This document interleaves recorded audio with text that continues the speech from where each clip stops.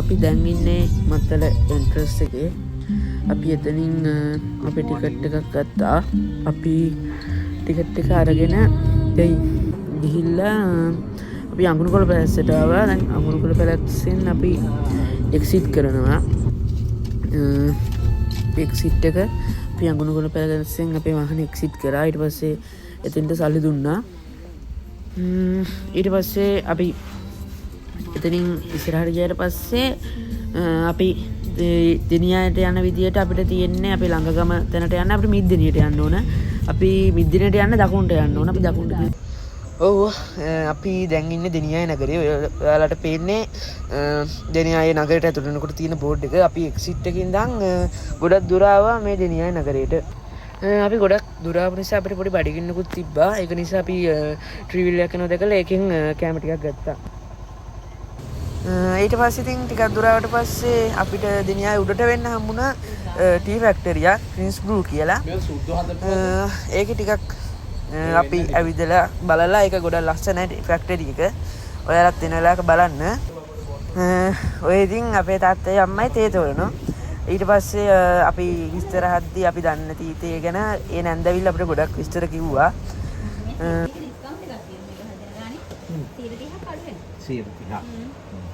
මේක කැට් එක තමයි දැන් අපි තේ හදන එක. මේකෙන් 1240 තමයි තින් කැට් එක බිල්ලෙන්නේ. එතෙන් ගොඩක් හයි සාමාන්‍ය රුපියල් 50කට 60කට විතර තේ එකක් බොන්න පුළුවන්. ඉතින් ඒ වගේම තමයි මල් ටිකත් එතනම තිබ්බේ. මේ අපි ලංකගමට යනකොට ඉතින් ඒ පාරවල් තමයි. ඒ පාරවල් නම් මාරව ලස්සනයි. මේ ඉතින් මම මේ දැන් දැක්ක ෂොට් ටික රෝන් වලින් ගත්තේ.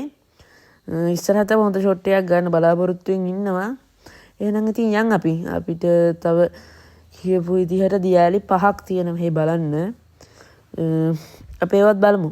සිංහරාජෙත් යන්න බලාපොරොත්තු වෙනවා. අපි නවතින තැනකුත් බලලා තමයි ආවේ. ඒකත් බලමු. මේත් අපි ලංකගම සත්මහල් ඇල්ල බලන්න යද්දි හම්බෙන ලස්සන පාරක්.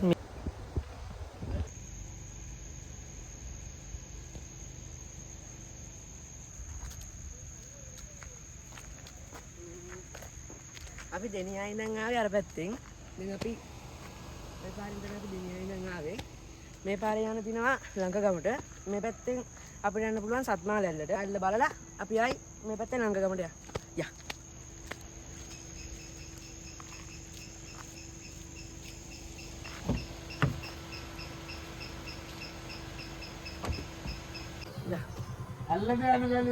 මේක තමයි අපි අර පාර දිගේ ටික දුරක් ආම තව මීටර් 650ක් තියෙනවා කියලා කියන බෝඩ් එක.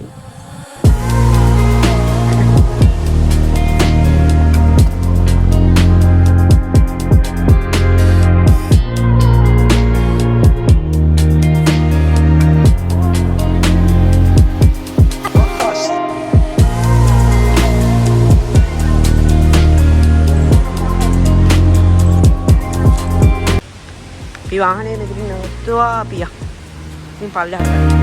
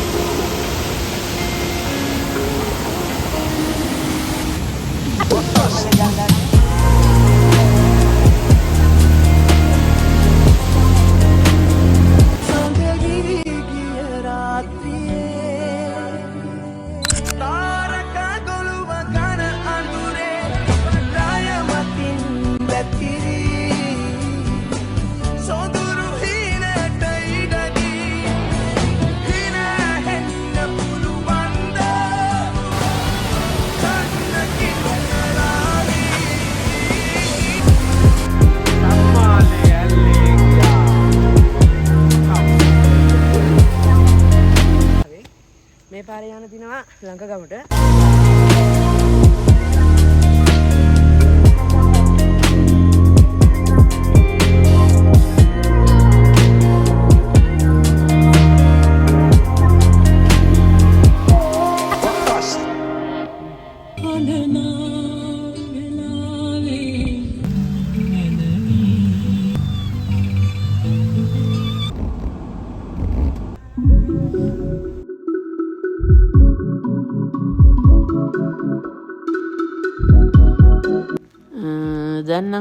පරිසරයේ තියෙන ගස්වල කොළ එහෙම චුට්ටක් අර කලින් තිබ්බට වඩා වෙනස් වුණා.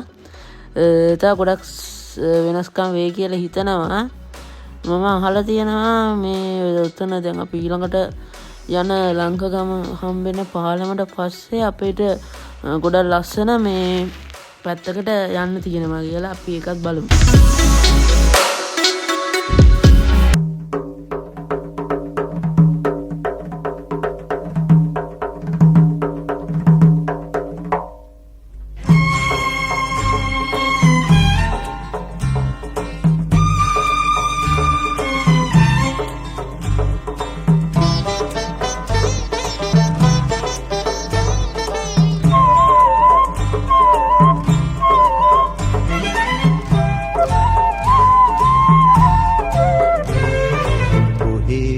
කොහෙද අපේ ලොවක් කොහෙද අපේ රට මුරකාවල් නැති වැට කොටු බැනි නැති අපේම නවාතන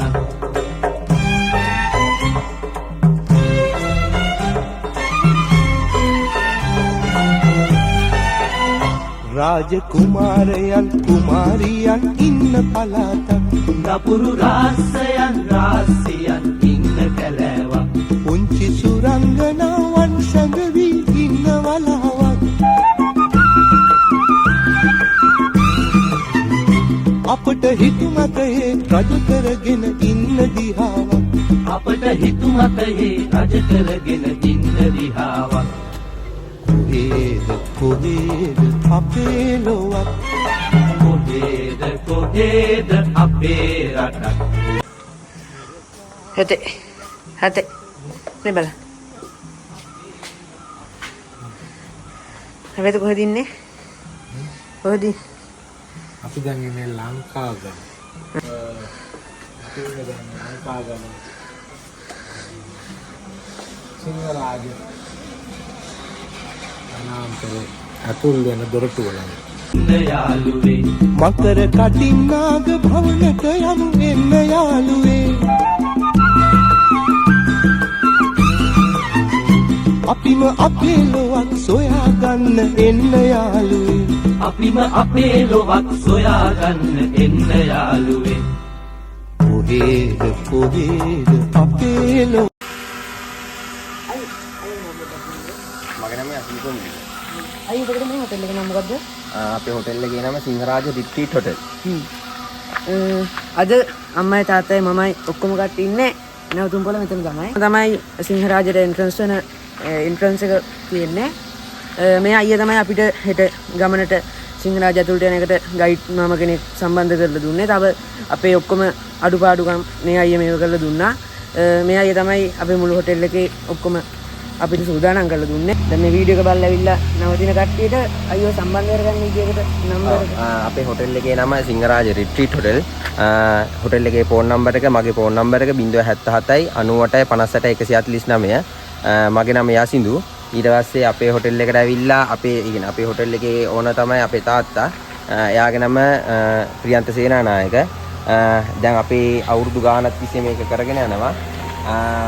මේ කරගෙන යනවත් එක්කද අපි මේකේ කාමර පහසුකම් රුපියල් 3000 ඉඳන් දෙනවා.